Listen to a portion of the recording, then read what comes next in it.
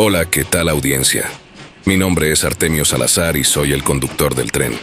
Un día más les doy la bienvenida a este su programa, El Maquinista Historias de Terror. Así que prepárense un café, pónganse los audífonos y disfruten este relato.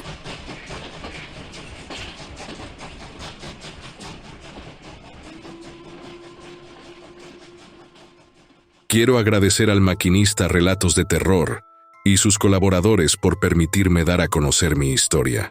Me llamo Roberto. Desde muy chico siempre fui amante de las películas de terror, especialmente las más impresionantes. Quizás la escena más aterradora que recuerdo fue de la película IT, de Stephen King. Para muchos, fue cuando Pennywise ataca a Georgie Denbrough, arrancándole su bracito y arrastrándolo a través de la tenebrosa oscuridad de la alcantarilla. Venía pensando en ello desde que cruzamos de Guatemala a México, y seguía con esa idea cuando llegamos a Nogales, en el estado de Sonora, México. Veníamos algo así como 15 personas, a las cuales el coyote les había cobrado algo así como $15,000 para pasarlos de manera segura y más rápida. Pero como 5 de nosotros solamente traíamos 1,000, nos tocó la peor parte. Tragué saliva de inmediato al enterarnos de que nos iban a pasar la frontera a través de los intrincados túneles de las alcantarillas para cruzar hacia Arizona, con dirección a Phoenix.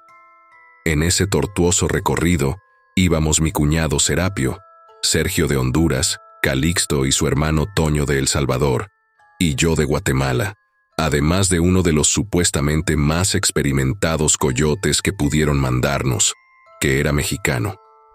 Tuvimos que esperar al anochecer para poder avanzar sin ser vistos por la patrulla fronteriza. La idea era atravesar furtivamente gran parte del desierto, procurando no ser descubiertos, sin garantía de que pudiéramos llegar a salvo a nuestro destino, o por lo menos aspirar a salir vivos. Tiempo después, nos detuvimos frente a una construcción enorme que parecía como un paso a desnivel, con un enorme agujero de concreto, lo cual supimos que se trataba de un respiradero del sistema pluvial. De repente vino a mi mente la escena del diabólico payaso, arrastrando a su inocente presa a través de ese enredado laberinto de concreto, devorando lenta y dolorosamente a su víctima aún con vida. Un empujón me sacó de mi ensimismamiento para ordenarnos avanzar. Tuvimos que desplazarnos en medio de la oscuridad, caminando a tientas entre los enormes túneles de desagüe subterráneo que desembocan procedentes de las ciudades cercanas. A pesar de tratar de movernos con cuidado, íbamos a ciegas prácticamente, sin saber realmente dónde pisábamos y sorteando los diferentes niveles de agua, evidentemente sucia de orina, heces y contaminada de todo tipo de porquerías que se puedan imaginar, la cual constantemente subía y bajaba de nivel, trayendo consigo los desagradables hedores de la suciedad y de vez en cuando, arrastrando en su inmunda corriente nuevos horrores que desquiciaban nuestras miradas y nuestras narices por lo repugnante del hedor, que se tornaba insoportable por el implacable calor desértico. Pero, lamentablemente, no teníamos otra opción. Teníamos que soportar este tormento a causa de no haber completado la cantidad que nos pedían para cruzar de forma segura. Había pasado, si acaso, 1 hora desde que comenzamos nuestro tortuoso camino. Debido a la gran cantidad de escombros y basura, teníamos que caminar a ratos encorvados, a ratos incluso gateando en medio de esa inmundicia. Lo extraño era que, de vez en cuando, veíamos sombras, a veces detrás, a veces delante o a los lados, sombras como de un gran perro o coyote, lo que hizo que apresurásemos un poco más la marcha, deteniéndonos súbitamente en ocasiones, pues nuestras manos en varias ocasiones se topaban con cosas realmente asquerosas, viscosas y babosas, por lo que agradezco haber ido a oscuras en esos momentos.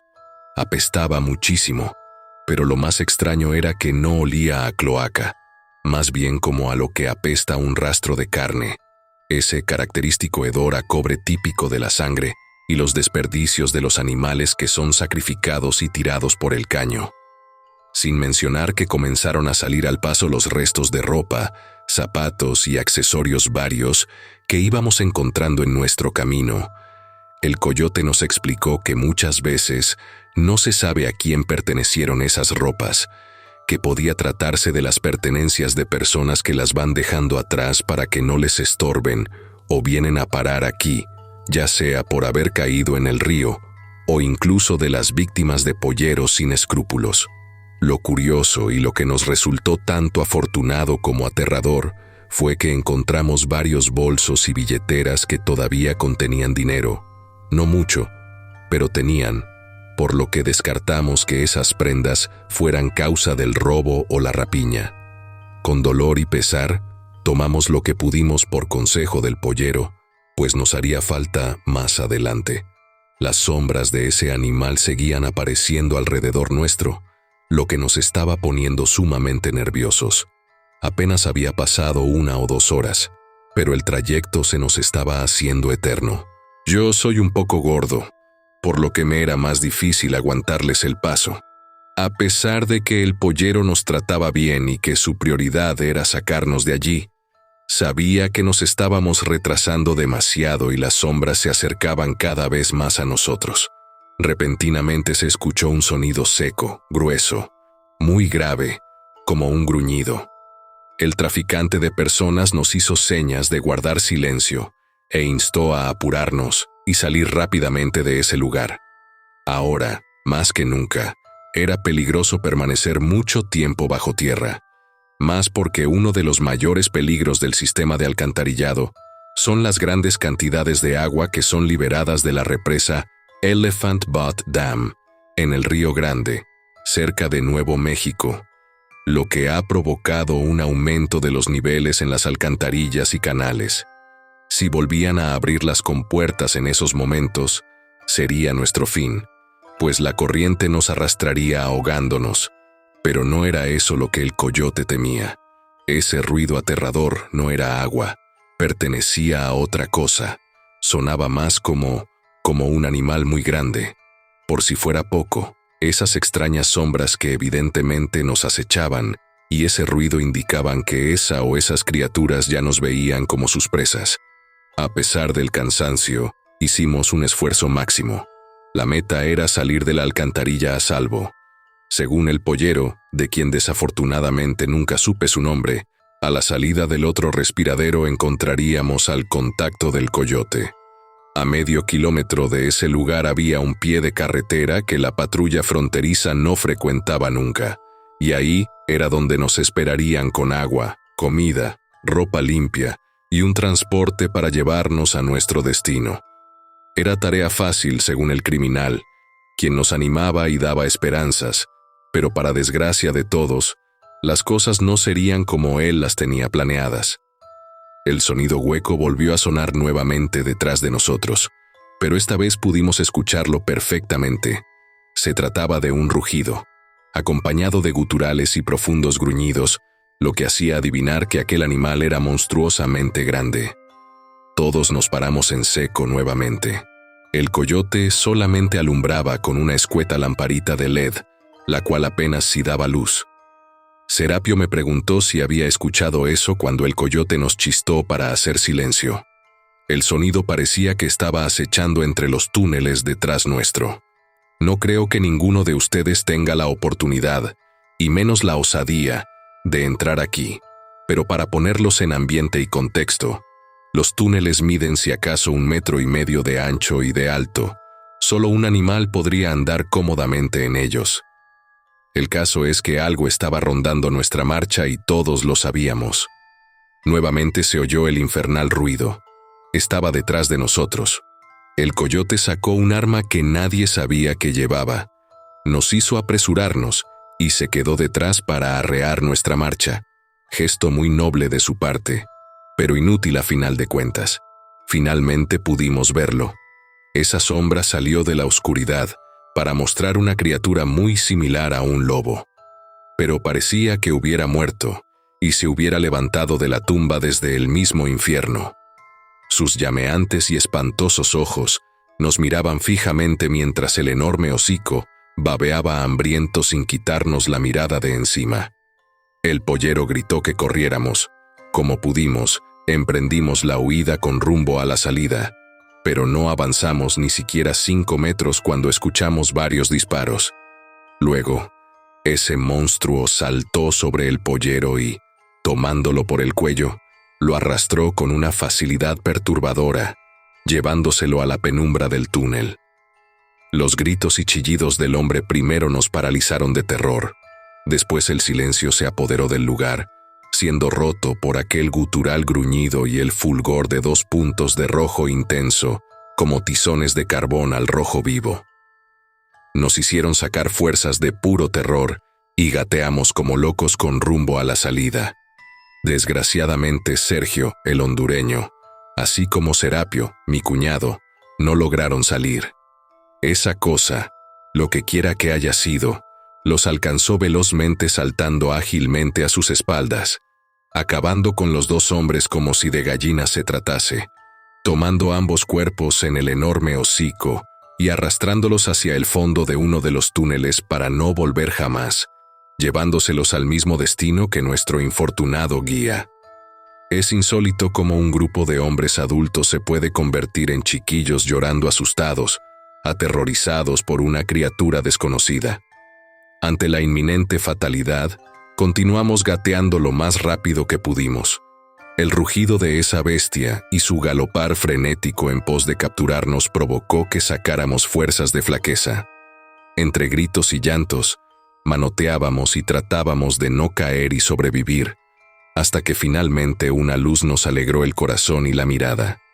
Era la salida del túnel. Afuera ya era de día, pues el sol lastimaba nuestros atormentados ojos, irritados y lastimados debido a la oscuridad, la suciedad, los vapores y, obviamente, el llanto.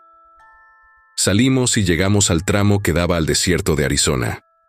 Cuando salimos, corrimos apresurados con el único propósito de salvar nuestras vidas.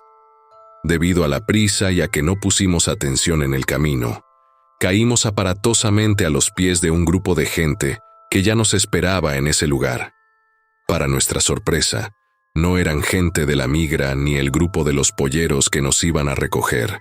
Se trataba de un numeroso grupo de indígenas de la zona, que oyeron los disparos, los rugidos y los gritos, e imaginaron que había problemas y que alguien evidentemente necesitaba ayuda. Ellos nos pusieron de pie y, bajo su resguardo, cubriéndonos con sus cuerpos, confrontaron la entrada de la profunda cueva artificial en espera de la aparición de esa bestia feroz y hambrienta a la que era obvio que ellos conocían muy bien. El más anciano del grupo, quien me enteré que se trataba del jefe, un anciano de semblante fuerte, pero que estaba en silla de ruedas, pues no tenía una pierna, se puso hasta el frente de los hombres y sacó un viejo revólver Colt Navy. La criatura salió y miró a los navajo como desafiándolos, irguiéndose y golpeándose el pecho como si se tratase de un gorila, reclamando que le devolvieran a sus presas, rondando de un lado hacia el otro de manera salvaje, es decir, que se refería a nosotros. El anciano en silla de ruedas avanzó unos pasos y le dijo algo a la bestia, quien gruñó mostrando su ferocidad, pero de nada le sirvió, pues el viejo indígena levantó decidido el brazo y disparó 2 tiros a la cosa infernal, la cual se detuvo de súbito, mirando desafiante y con odio al jefe indio, con sus incandescentes ojos rojos como el fuego. En ese momento fue cuando pude mirar lo cuán espantoso era. Si bien era verdad que parecía ser un enorme lobo, su carne parecía podrida. El apeste a carne putrefacta no procedía de las cloacas, sino de esa criatura. Su pelo se caía a pedazos como si se tratara de un cadáver ambulante. Luego pateó la tierra con las patas traseras en señal de desprecio y se alejó hacia el túnel, gruñendo por lo bajo. Se fue perdiendo lentamente entre la espesa oscuridad de las cloacas, sin quitarnos la mirada de encima, hasta que los fulgurantes puntos rojos desaparecieron acompañados de ese rugido espantoso. Los nativos finalmente nos preguntaron si estábamos bien, a lo que respondimos desfalleciendo y estallando en llanto. agradecidos de haber sido salvados de esa demoníaca criatura. Nos dieron agua, nos curaron las heridas y nos dieron de comer. Ellos sabían que no podían dejarnos ni con los patrulleros ni con los criminales después de lo que había pasado, por lo que nos subimos a sus camionetas y nos llevaron de allí hasta Nuevo México, a un rancho donde un conocido de ellos tenía una plantación de naranjas. Esa persona era un gran amigo del jefe. Nos recibió con mucho gusto, nos dio trabajo, alimento y refugio. Además, estaríamos bastante lejos de donde se suponía nos esperaban y donde estaríamos seguros y libres de represalias de lo vivido. Pasaron un par de semanas y, cuando todo se calmó un poco, finalmente agarré confianza y me atreví a preguntar al hijo del jefe sobre qué era esa cosa que nos estuvo cazando en el drenaje. Le conté toda nuestra travesía.